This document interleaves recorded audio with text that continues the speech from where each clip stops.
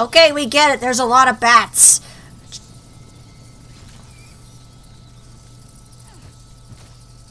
Aw, poor bat. It just wanted to hug you. Maybe. Probably just wanted to suck your blood.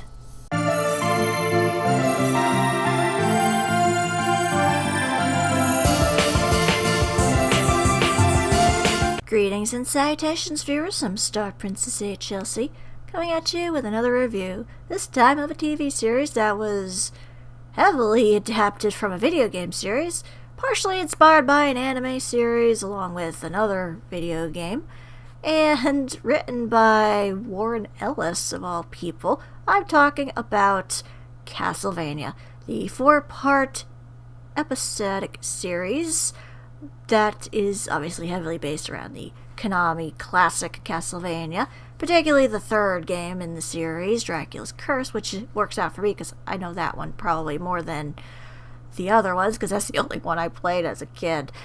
But this is exclusive right now to Netflix, and it has a lot of hype around it, I believe. This has been in development for many years. It was kind of on hiatus until about 2015 when partially it was co-funded and co-produced by Frederator Animations, which is known for series such as The Fairly Odd Parents, My Life as a Teenage Robot, Chalk Zone, Adventure Time, I believe they also have fund.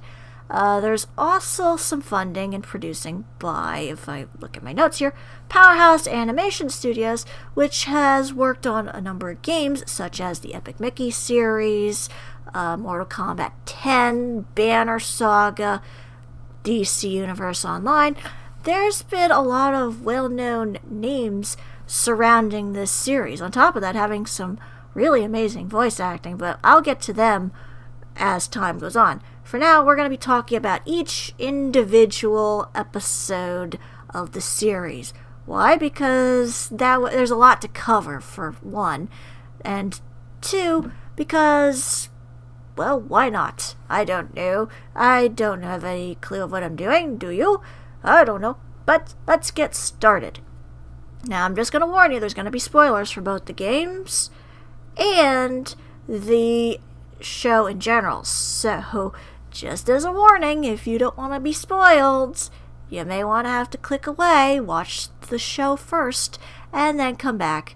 Otherwise, let us begin with the very first episode of this series, titled, according to my notes, Witch Bottle.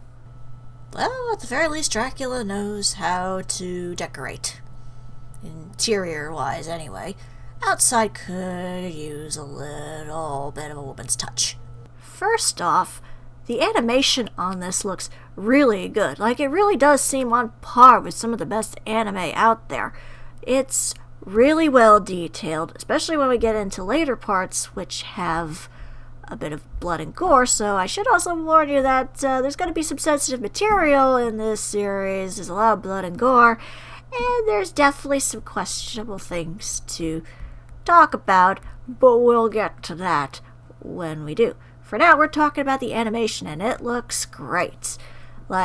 Everything is very crisp, very nice. It's heavily inspired by anime such as Cowboy Bebop, but it also takes a lot of inspiration from the artwork of, what was his name? Ayami Kojima, who worked on the art for Castlevania Symphony of the Night. So, you can tell right off the bat, they have a lot of passion for making this look good, and boy does it look good.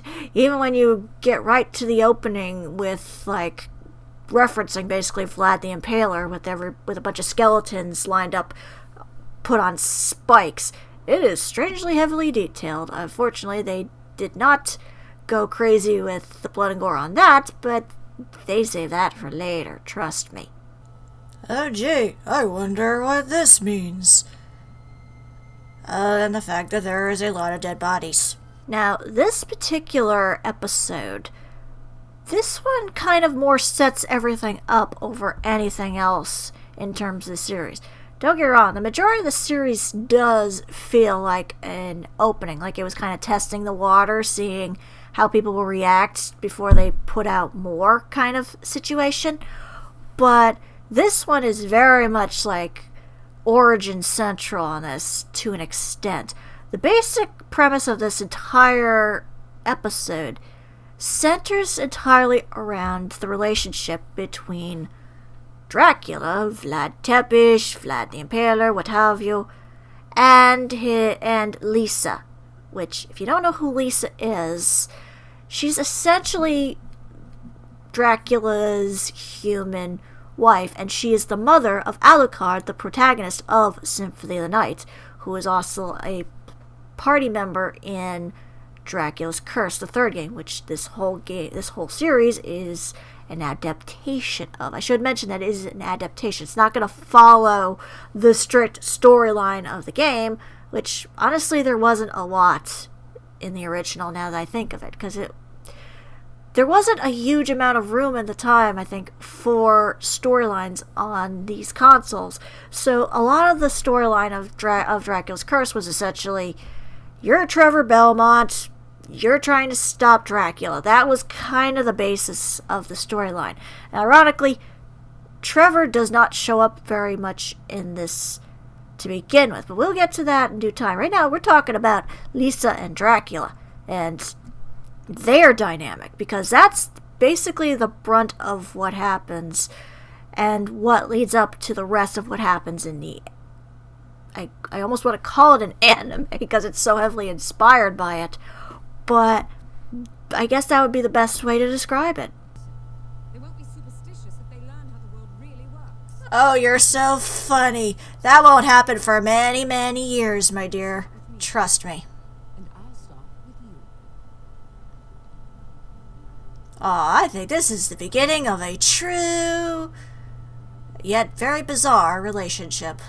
Basically, the whole storyline of the Castlevania series takes place in this area called Wallachia, and that actually was a real place back many, many, many, many years ago. It was actually a historically geographical region of Romania. And Romania is obviously where Transylvania is, and Transylvania is supposedly the home of all vampires, according to Bram Stoker. So it all kind of fits together. And it actually kind of works out because Vlad the Impaler, Vlad Tepes, whom Dracula is inspired by, the real-life prince, he actually was the Prince of Wallachia. So it all weirdly fits together, even if it's not entirely accurate to the storyline. But getting back on topic, this particular one focuses entirely around Lisa and Dracula. Basically goes right from their first meeting to when Lisa dies. And honestly, it is a bit of a jump, I will admit, to go through that. It almost felt like this particular episode was more of an OVA, just trying to hit the important plot lines of the series before getting into the action sequence of it, because it goes from having Lisa and Dracula first meet to her inevitable death by burning at the stake. There's no in between of the two of them, falling in love and getting married and having Alucard and such.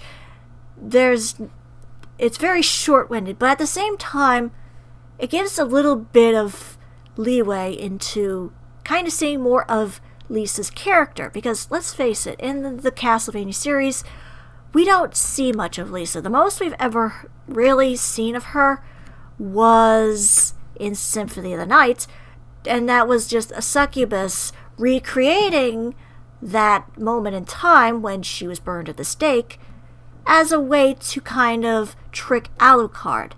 And even then, it wasn't fully the whole thing. You get, inspiration of her from time to time, particularly through Alucard's actions, but for the most part, we don't know much about Lisa, and this small little bit actually kind of helped cement more into her character, showing that she is a very strong-willed woman. She is interested in science and medicine and helping people, rather than probably the majority of the people in Wallachia at the time who were more out for themselves.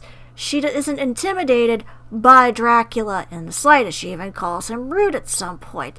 And she comes to him basically trying to gather more knowledge so she could help people.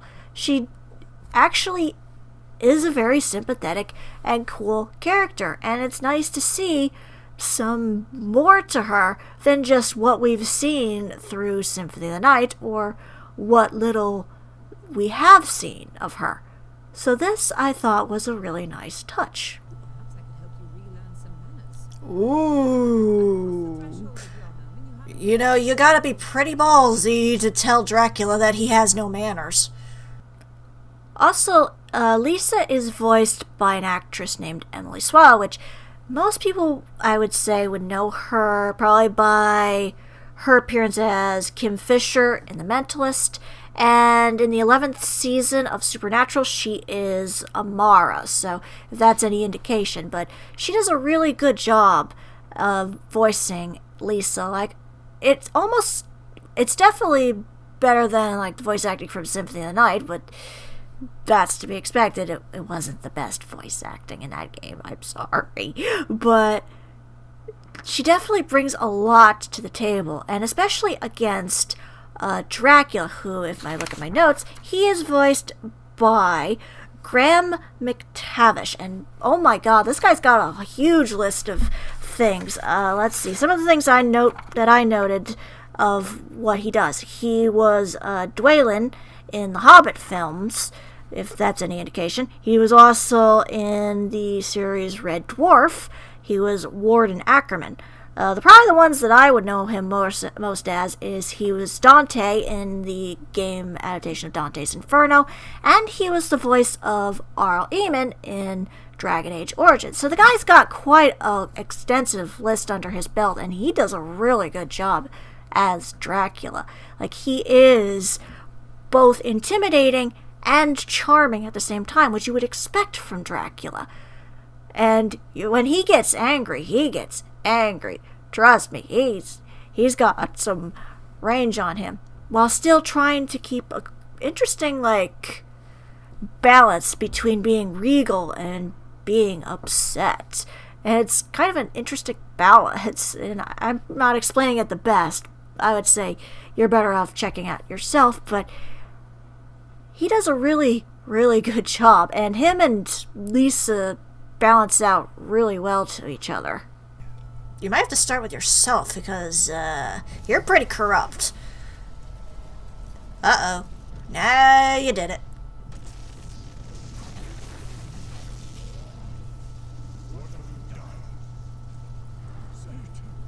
Close enough.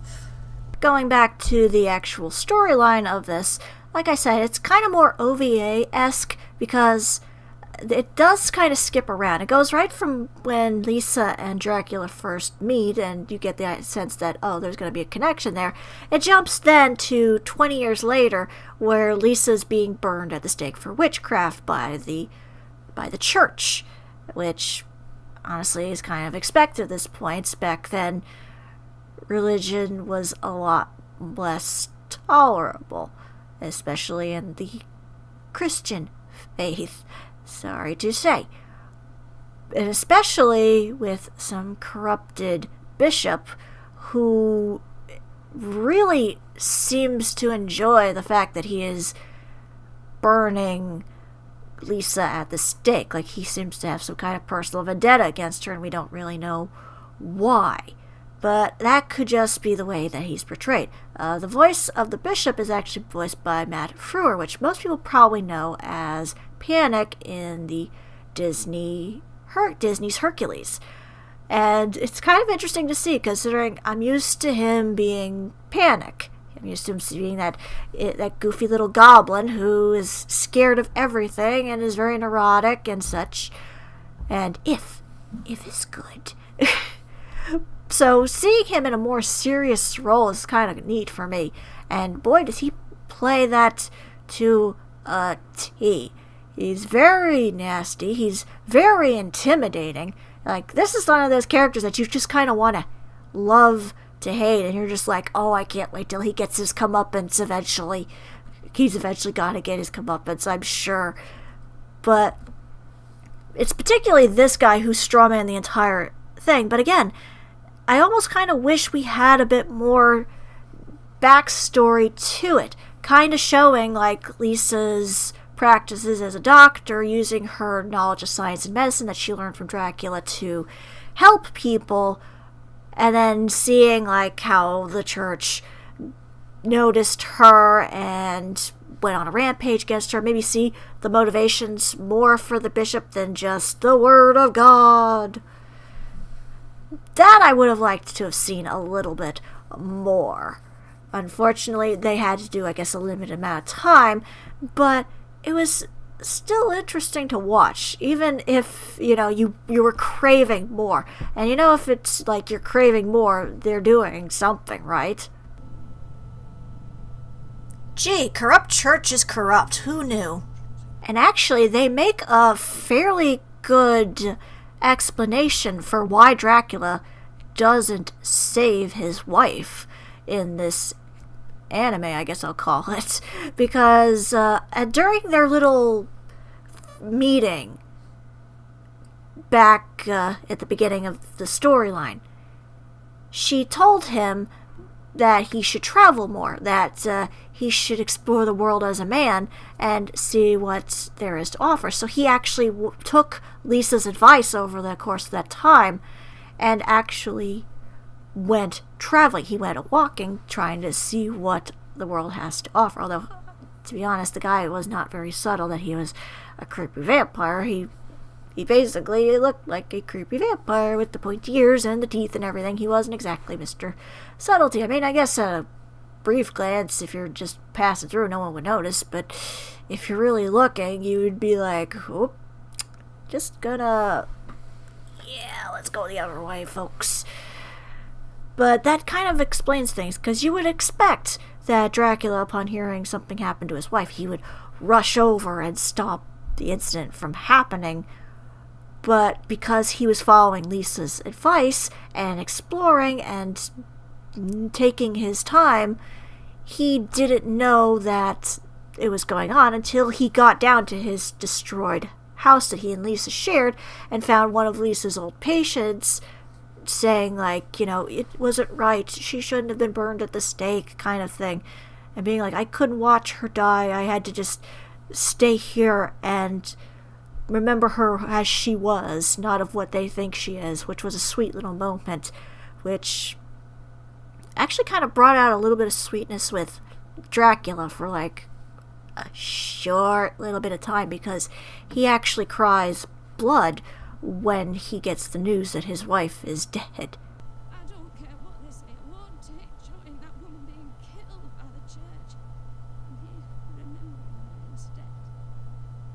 You're a kind old lady, I'll give you that. Oh, he cries blood. That's interesting. But that doesn't last long. His grief is quickly enveloped by rage, and just as you expect, he basically curses all of humanity for the death of his wife. And honestly, it does feel like it's a slight bit of a cop-out. Like, he was just holding out for her, and then now that she's gone, he's got no remorse for anyone. So he just up and decides, in a big ball of flame, that within a year's time he's going to destroy this entire little village or town, whatever it is, that killed his wife. And it's like, you got a year to say your prayers and, do what you gotta do, because you took away the one thing I loved, so now I'm just gonna destroy everything that you have. Although I do admit it looks awesome when he does it. It just seems kind of a little over the top, and it almost felt like he almost just wanted an excuse to wipe out humanity, and Lisa was just the one little thing holding him back. So again, if we had maybe seen more of the relationship with Dracula and Lisa, kind of seeing how he grew up with her, how they raised Alucard together, kind of seeing, like, the dynamics of their marriage, and seeing how he really cared about her, then maybe I could see this being more emotional. But at this point, it just seemed like it was just a quick little way to justify Dracula killing everyone. So I'm not quite sure what to think about that. Well, he gives you more of an ultimatum than 7 days, I'll give you that. You're gonna have to pay for all those windows, dude. Also, we get somewhat of a brief little cameo from Alucard, but it's not a very long one. It's basically like he runs into his father within Castlevania, who's now amassing his army of darkness to destroy the world, and Alucard, obviously caring about his mother's opinion, is like, no, don't do it, you're gonna kill innocents for doing this, and his dad's like, oh, no, there's no innocence. If only even one person could have stopped, they could have spoken up and said no. And I'm just thinking, like, you do know the mob mentality thing, right? You do realize that if they had spoken up, they would have been killed too. They were doing it more for self-preservation. Your argument doesn't entirely work in this situation. And again, it just feels like you're just using this as an excuse to do what you were going to do in the first place.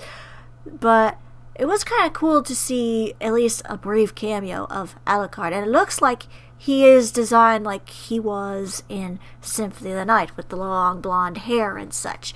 So that's cool to see. And obviously, I believe from the trailers, you know that he's going to be more of a prominent role in the episodes to come.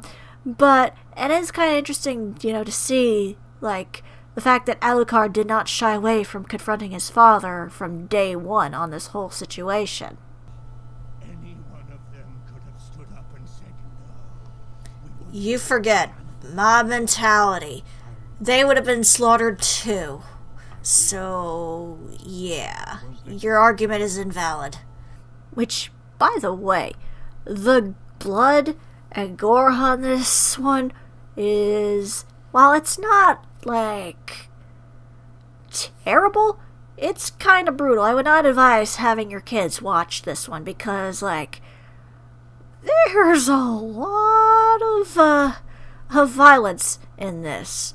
Like, tons of blood and gore. There's even a point where during, like, Dracula's attack on the city of a year after they killed his wife, like, it just pours blood from the sky, and you know, you see the demons just ripping and tearing people, like guts flying everywhere. It's brutal to watch. Whoo! Man! Again, they don't skip on this, do they? Damn! And even, they don't even shy away from when Lisa got burned at the stake, where you actually do see her charred corpse crumble into ash. It's like, you guys really had a fun time animating this, baby, did ya?